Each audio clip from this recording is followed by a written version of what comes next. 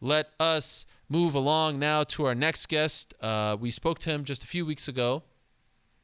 He is a former UFC fighter. He is the pride of Ireland. He had to retire abruptly because he had a rare blood disorder. And remember when I spoke to him a couple weeks ago, we talked about his foray into politics. We didn't know what would happen. We didn't know what to expect this weekend when the elections went down. Here's a little taste of what happened this weekend. Holohan exceeded the quota. I deem him to be elected.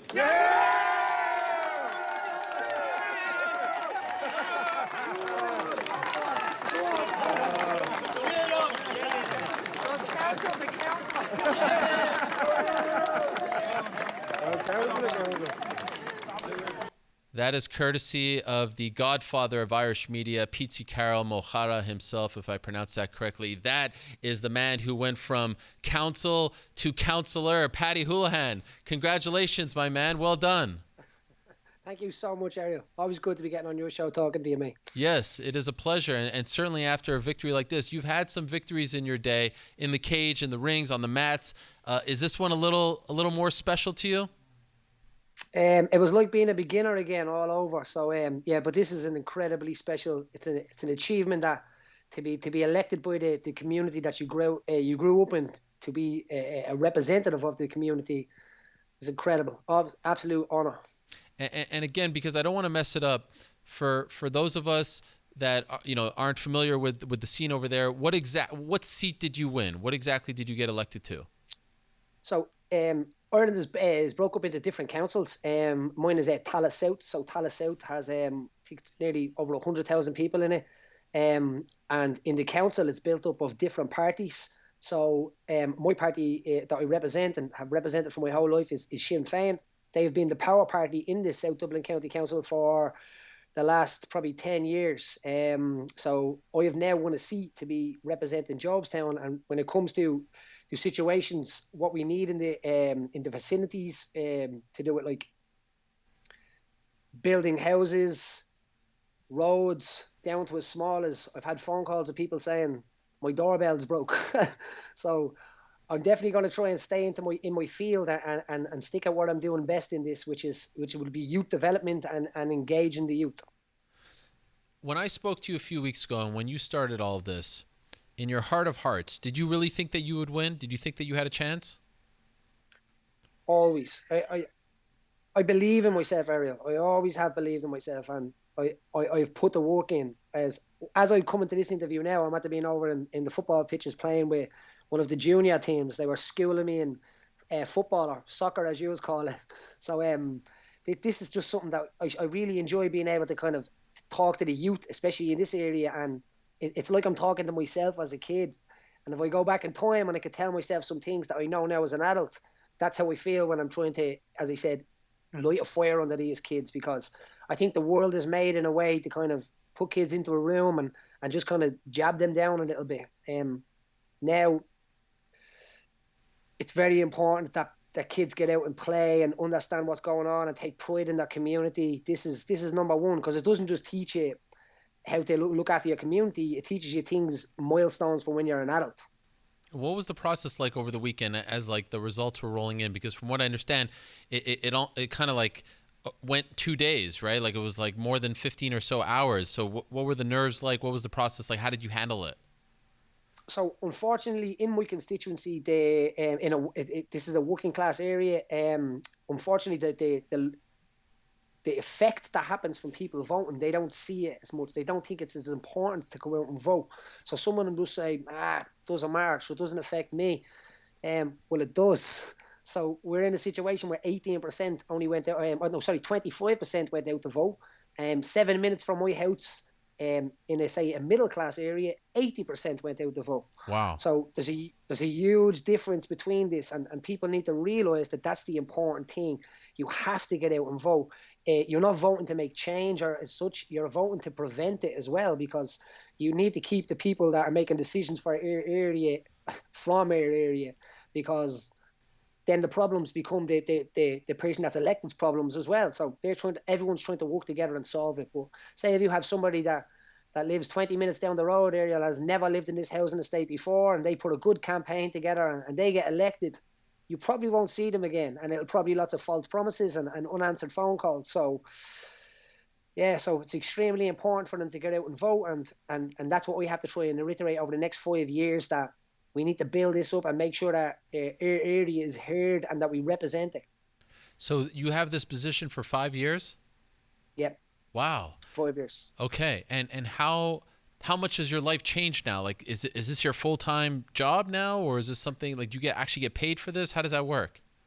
So this is the mistake that people take. They think, oh, you're going to get elected as a councillor, and now you're a government man and you're getting thousands and thousands of euro. Fortunately, it's not like that. The wage of a councillor is probably about €13,000 a year. So if you were just a councillor and I didn't have the gym and I didn't have another job, I probably couldn't even afford to rent a room over here, Ariel. Working in the council, I wouldn't be able to afford to live or rent near the council. So that's a huge problem in itself, that people think that you're getting hundreds of thousands of euro and now that you're going to have this magic wand that be able to make all these changes. Well, that's not the truth. And do you know what? I wish it was, because I would make the right changes if I did have a magic wand. But unfortunately, I don't have that power. But I do have the power to voice our housing estate. I'm the first male from Jobstown to be represented to be elected to represent Jobstown. So for how long? We've had a long time where you have people going out and making decisions and on their housing estate that are not from their housing estate. The only people that have looked after this housing estate for the last while, and other housing estates like this, other places like this, would be the Sinn Féin party. They were there, the People's Party, the Working Class Party, and now unfortunately in the county council they're no longer the power party. It's looking like Fine Gael are going to be the power party in our county council. So the same kind of leading groups that have led this country to where it is now are now going to be making the decisions on the housing and on the building and the healthcare and all of this stuff in this area now. So I'm able to be a representative and a voice for our area. But as I said, we're outnumbered now in a way when it comes to votes. So even if I did have the best project ever to build houses and end homelessness, I have to now go to Fine Gael party and try and get this voted in if you must. So you know how politics is, and I just wish everybody got on and everybody was actually thinking about doing the greater good for everybody. But unfortunately, people usually are going out and voting because they're looking for them, they're looking after themselves. So like over here we have a saying I'm all right, Jack. So with that in mind, is it possible that it's actually going to get worse before it gets better?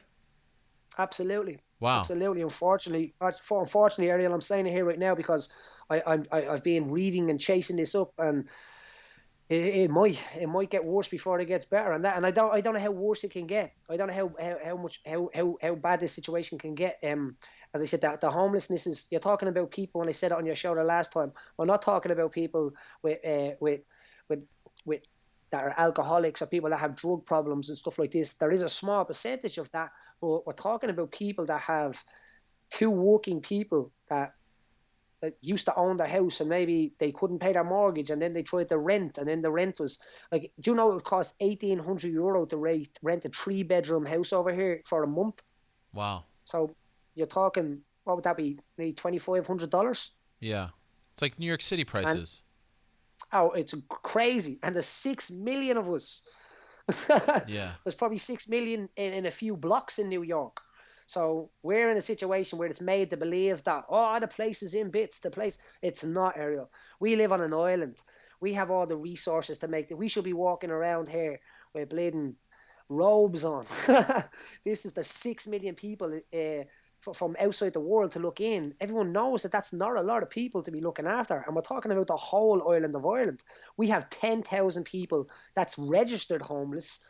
There's 100,000 people in hidden homelessness, which means that they have taken their name off the homeless lists in lieu of an apartment somewhere that might get taken away from them because it gets sold by a vulture fund in any day. So people are living in tents beside the Royal Canal.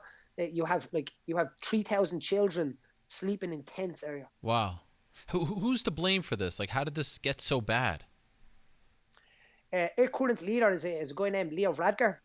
You've probably seen Conor was in the parade, and Leo Varadkar was at the same parade, and he wasn't too happy that Conor was there taking his life. But this man has a lot of stuff to deal, a lot of questions to answer. And our housing minister, which would be a guy named Murphy, and he's another guy that he does not care. He doesn't know what it's like to be homeless. He doesn't know what it's like not to have anything in his pocket, because he comes from money. He comes from power. He's a career politician, if you must. So we're in a situation where the leaders of this country don't understand and have lost all touch and reality with the actual people on the ground.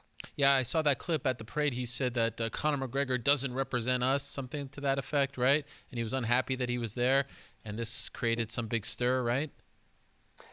In the same weekend, his mate spent, I think it was €34,000 going to Japan of taxpayers' money to represent Ireland in the parade. Huh. Wow. Same lad that they're trying to make hubs, all right? Listen to this, Ariel. They're trying to create buildings where 40 people live on the same floor and they share a kitchen, okay? The size of this apartment that they're trying to build has a fold-down bed, folds down out the wall. There's no kitchen in it. It's the same size as a disabled car parking spot. This is how big the apartments they're trying to make. They're trying to make 40 people sharing a kitchen and toilet facilities. So what we call this in Ireland is tenemency. So these are tenements. Back in the day, this used to be tenements. So this is what they're trying to build again. And not only that, he has told us that we should be very lucky and we should be excited about this. And guess what we have to pay? €1,300 a month for one of these spaces. Wow. They're creating this homelessness to profit off it. Were you always, like, even as a kid, interested in politics, or is this just more like you're an adult now, you're a father, and you see this and you just can't be quiet?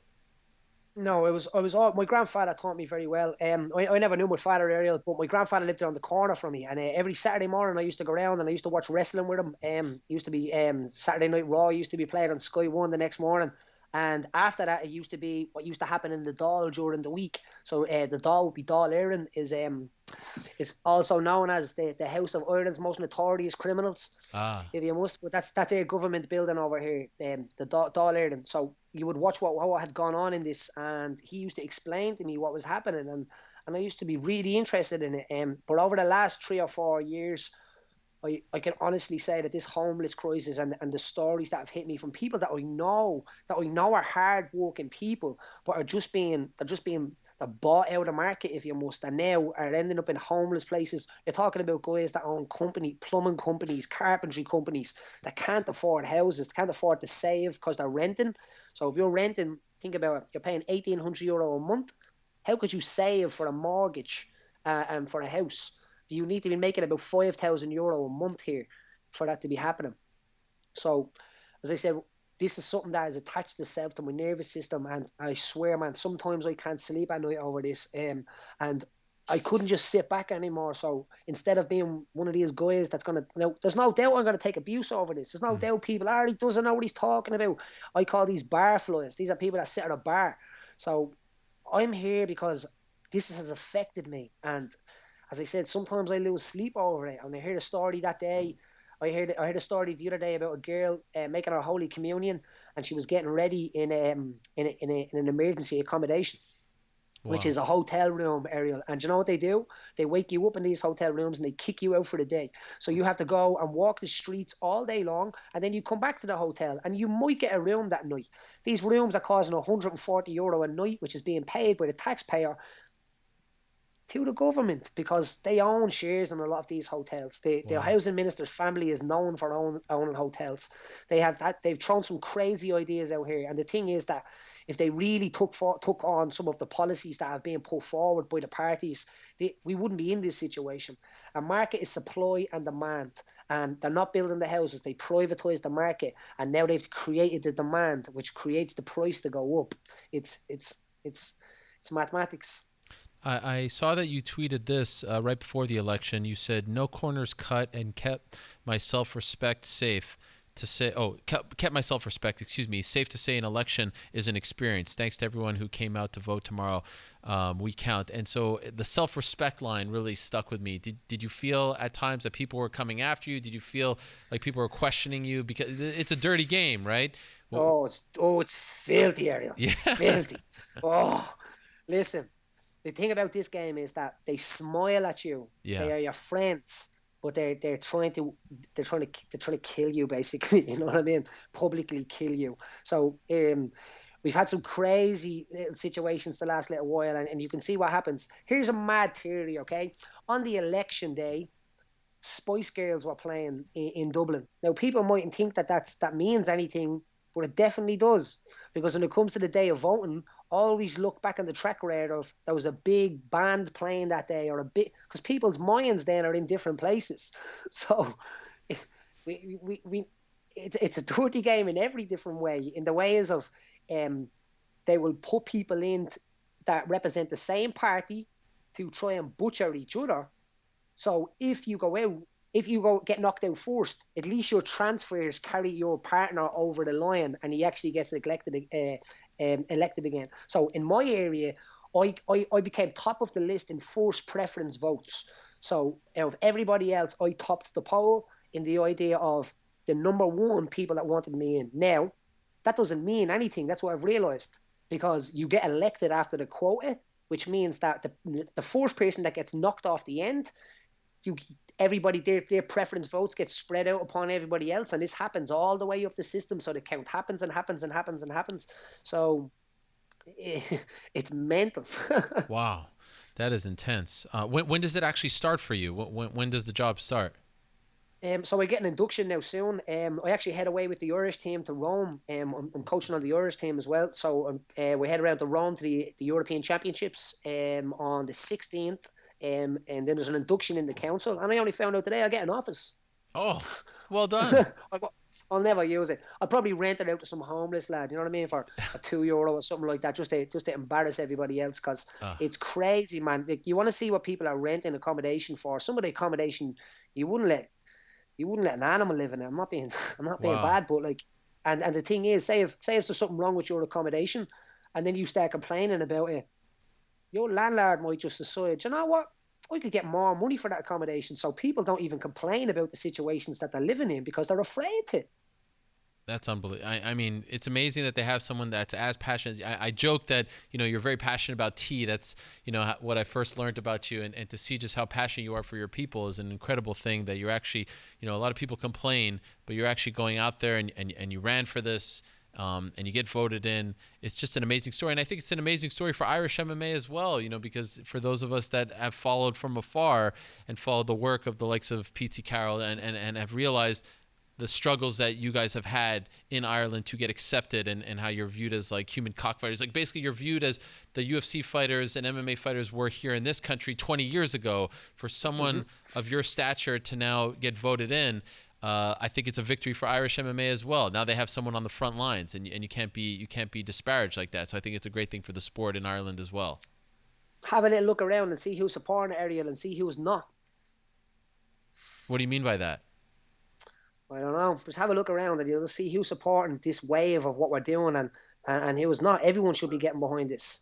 Everybody that has any sort of platform should be getting behind this and putting something into this, because people comment on everything, but this is important. This is serious. This is, and we have people power is what resonates, and this is what we need now. We need to start getting this together and people to realize that, do you know what?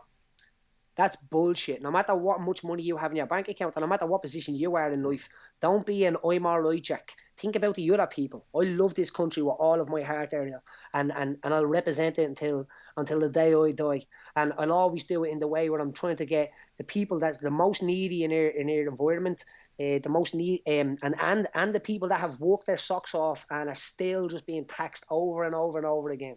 It's not fair. Paddy, you're a legend, my man. Around 5 years ago, we met for the first time. Remember UFC Dublin? Can't believe it's been 5 years since that amazing night. And now here you are. Who would have thought 5 years later you'd be doing this? I think you have a much more important job these days, and I'm very happy for you. I'm very proud to know you. It's incredible. I don't think I know any politicians. Know you too, it's an incredible thing what Ariel, you've done. Yes. I have to say, hats off to you, because you have given this problem some light. When other people haven't, they've ran away from it and they've covered it and buttered it up, other media outlets and stuff like this. If people really want to be brave and step forward now, they should start seeing what's going on over here and start bringing it outside. Irish people have sought international support for 800 years during the struggles, through all of the stuff that we have, stuff that we've been through, and it's important that the outside world realise that this island is not the island that they left behind. It's not the island of like Deadly Isle die, if you think, you know what I mean. It's Yeah. not. It's different now, and it's been taken over by the rich. Corporate companies are ruining this place and taking advantage of us, and that's what's happening. Well, you are now the voice of the voiceless, Paddy. So go out there and do your thing, my man. I wish you the best. Congratulations again. Good luck to you, and please keep us posted. And if there's anything we can do over here, please let us know as well. I definitely will, Ariel. Thank you so much. All right, there he is, the counselor, Paddy the Hooligan Holohan. How great is that story?